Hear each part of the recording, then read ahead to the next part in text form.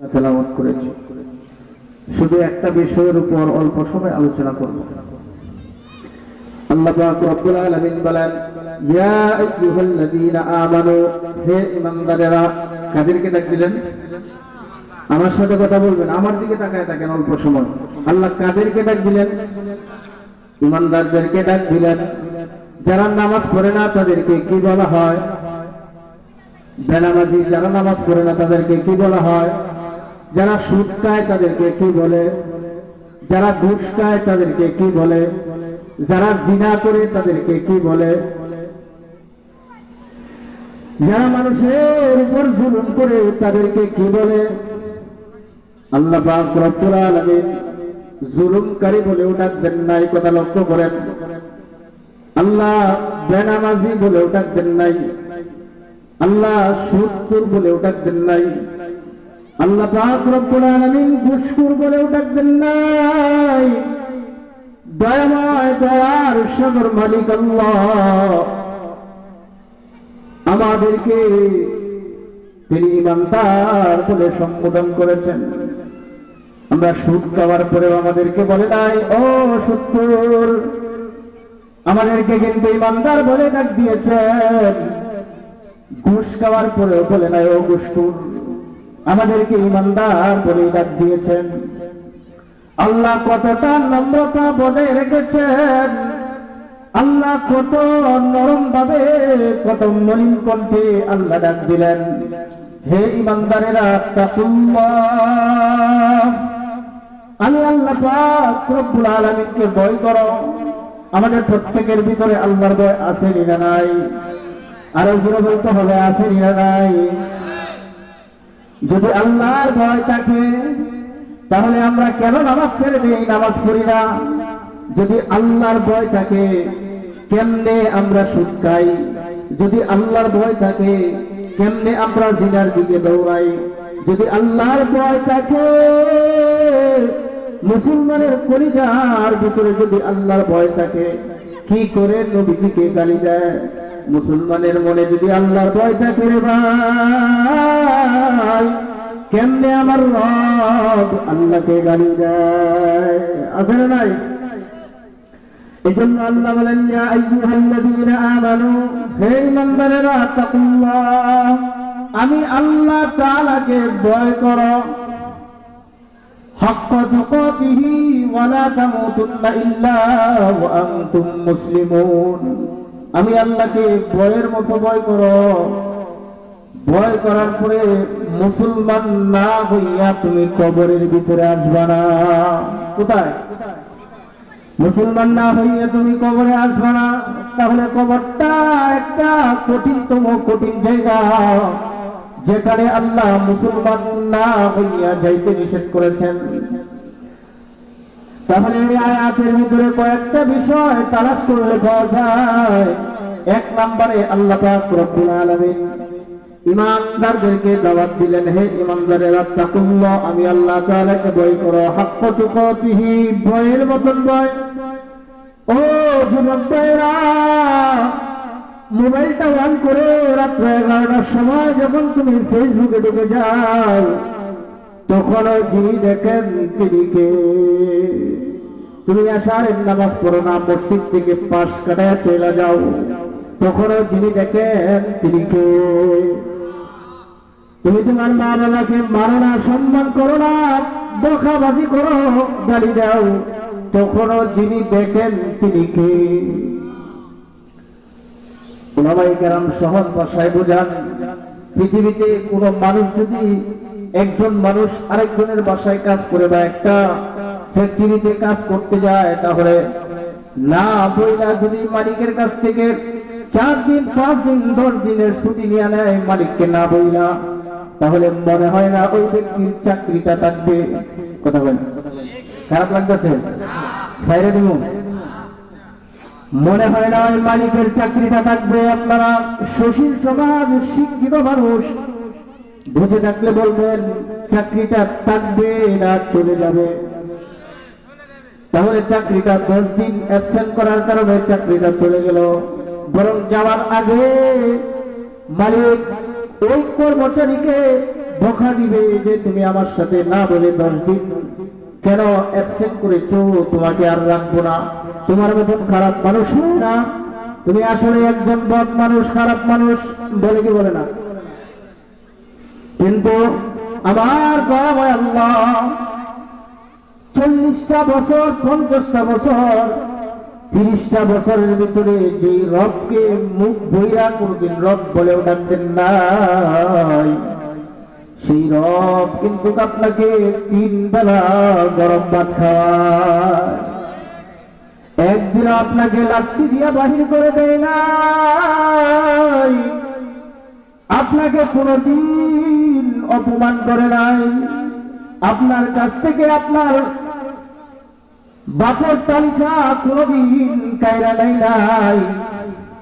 সেই রবের ইবাদত করবেন না তো ইবাদত করবেন কার? কার ইবাদত করবেন? আরো জোরে বলেন। সেজন্য রব্বুল আলামিন বলেন, আফাহাসিবতুম আন্নামা খলাকনাকুম আবাসান ওয়া আন্নাকুম ইলাইনা লা তুরজাউন।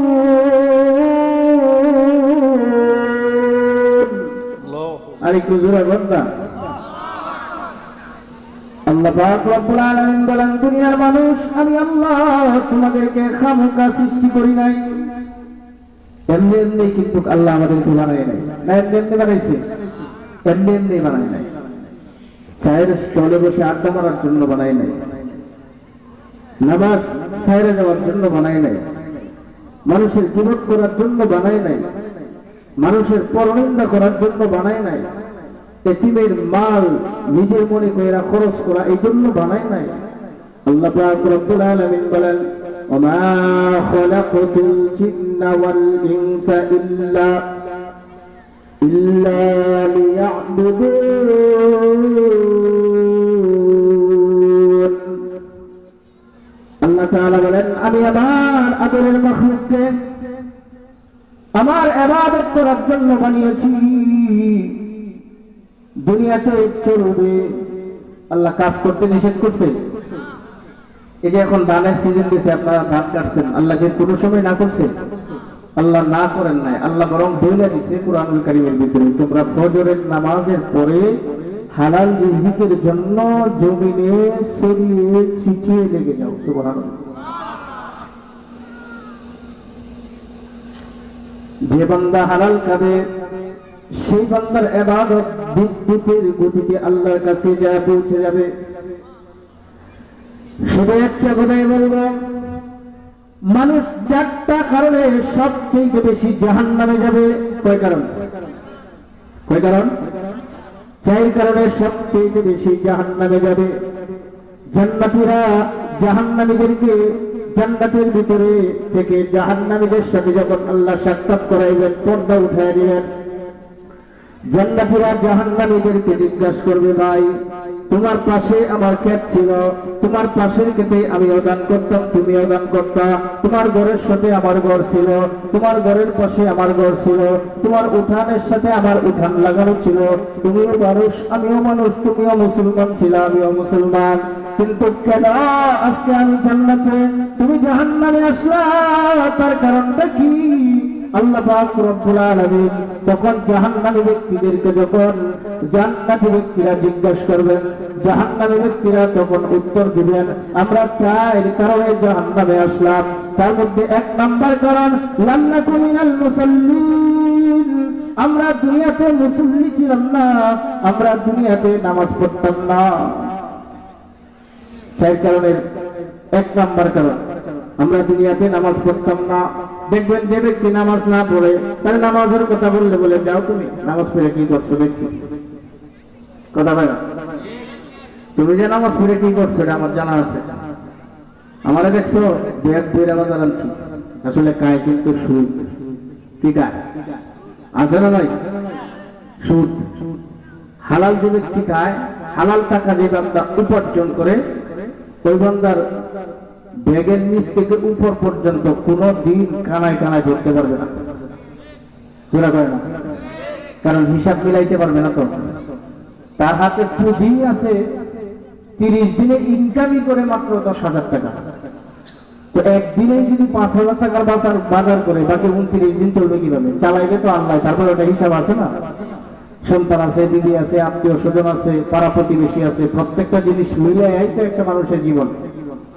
আর যদি একটা সুদপুরকে যেখানে যায়, সুদপুর দেখবেন বাজারে যায় সবচেয়ে বড় মাছ যেটা এটা তার কথা বলে।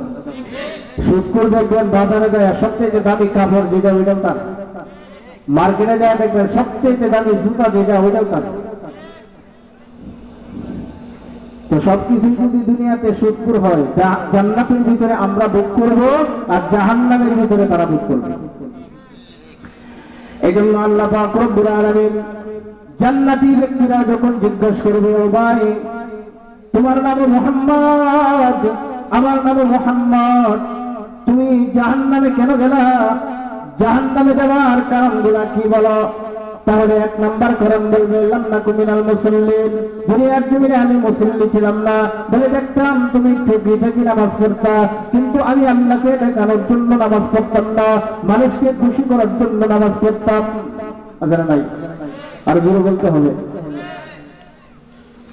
দেখবেন পিআই যখন পিআই বাড়িতে যায় 40 বছরে কোনোদিন নামাজ পড়ছে না। মানে আসরের নামাজ যে কয় রাকাত আছে পড়লে তো জানবো, ঠিক কি ঠিক না? আর নামাজের ভিতরে দাঁড়ায়া কোন দিকে তাকায় থাকতে হয় ওইটাও জানে না। নামাজে দেখবেন নতুন নামাজি যারা এই যে নিয়ত করছে, জানে নাই? হ্যাঁ, এই জন্য আল্লাহ পাক রব্বুল আলামিন যখন বলবেন তখন বলতে আরম্ভ করবেন লাম নাকু মিনাল মুসাল্লিন, দুনিয়ার জমিনে আমরা মুসল্লি ছিলাম না, টুকিটাকি নামাজ পড়তাম মানুষকে দেখানোর জন্য, আপনি রবকে খুশি করার জন্য নামাজ পড়ি নাই। দান করতাম মানুষকে দেখানোর জন্য, আপনি রবকে খুশি করার জন্য দান করি নাই। মানুষকে ভালোবাসতাম মানুষকে দেখানোর জন্য, আপনি আল্লাহর জন্য মানুষকে ভালোবাসি নাই।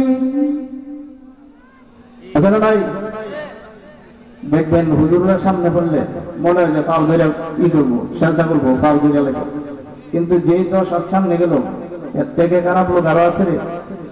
যে আপনারাই কোন এই পৃথিবীতে সবচেয়ে সম্মানী যাদেরকে আল্লাহ বানাইছেন তারা কারা? হুজুর না, আমরা সবাই। তারা কারা? মাটির মানুষ। কিসের মানুষ? মাটির মানুষ। সমস্ত জিনিসের থেকে কর্তৃত্ব বেশি দিয়া বেশি সম্মানিত করে আল্লাহ যাদেরকে বানাইলেন তারা হইল মানুষ। কে? মানুষ। কিন্তু সেই মানুষ জবানের কারণে, একই মানুষ জবানের কারণে সে ফুলের মালা পায়, জবানের কারণে তাকে জুতা দিয়া পিটায়। ঘুমাইতেছেন? কথার কারণে মানুষ ফুলের মালা পায়, আর এই কথার কারণেই মানুষকে জুতা দিয়া পিটায়। এই জন্য যখন বেনামাজিরা বলবে লাম নাকু মিনাল মুসাল্লিন, আমরা এরা যারা উপস্থিত আছি কেউ তো আর বেনামাজি না, সবাই নামাজি না? হ্যাঁ, ওটা তো আমি দেখলাম ওই মসজিদে যখন নামাজ পড়ছি 10-12 জন লোক, আমি তো দেখলাম ওই। হ্যাঁ, খারাপ লাগতেছে নি?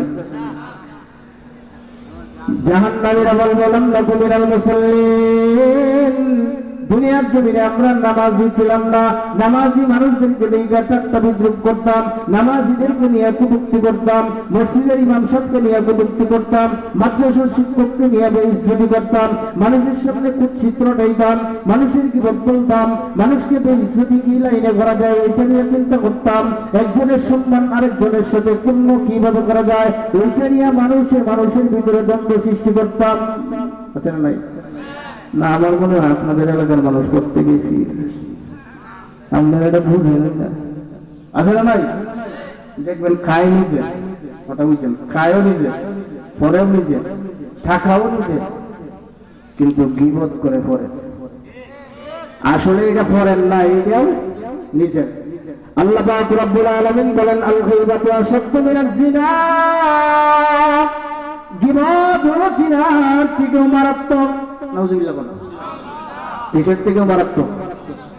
জিনা কারে কয় বুঝেন? একটা মেয়ে রাস্তা দিয়ে হাইটে যাইতেছে, তাকে জোর কইরা ধইরা তার সম্মান হানি করলো, এটাকে কি বলা হয়? জিনা। এর থেকে আরো মারাত্মক, একজন মুসলমানের গীবত অপর আরেকজনের সাথে বলা, না সাহাবের কাজ।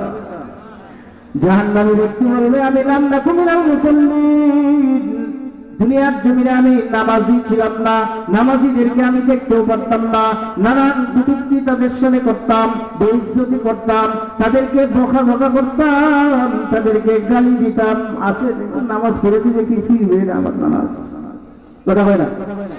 তুই যে জীবন পড়া নামাজ পড়ে কি করছস? মুসল্লির ঘরের মুসল্লি আছে না নাই? আল্লাহ তাদেরকে হেদায়েত দান করুন।